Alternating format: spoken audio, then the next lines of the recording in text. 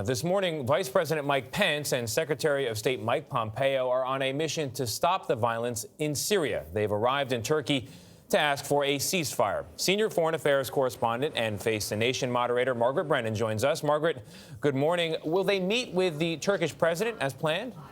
Well, that's the entire reason the vice president is on the trip in the first place, to make it too hard for Erdogan to say no. But this entire mission is a scramble, which is put together to mitigate the fallout from the president's quick decision to pull out, which paved the way for that Turkish invasion. Tony, what's happening on the ground right now is that the Turks, the Russians, and Iran, whose forces are mixed in with the Syrian regime, are moving faster than the U.S. can retreat. And that led the U.S. on Wednesday to do something extraordinary: destroy its own ammunition and vehicles rather than have it fall into the hands of militias. This battleground is being ceded to those enemies. So the administration and this trip is basically about trying to limit the extent of it.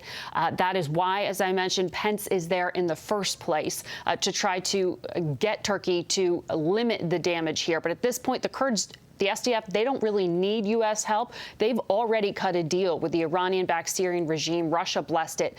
All of that's a blow to U.S. influence. Margaret, the White House released a letter from President Trump to Turkish President Erdogan. What did that letter say?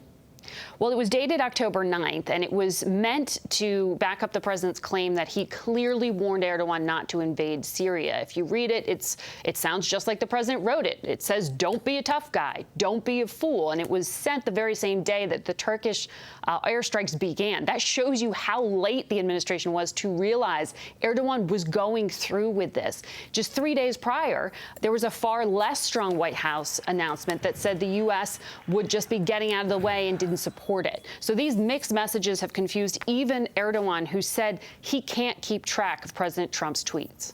Margaret, thank you.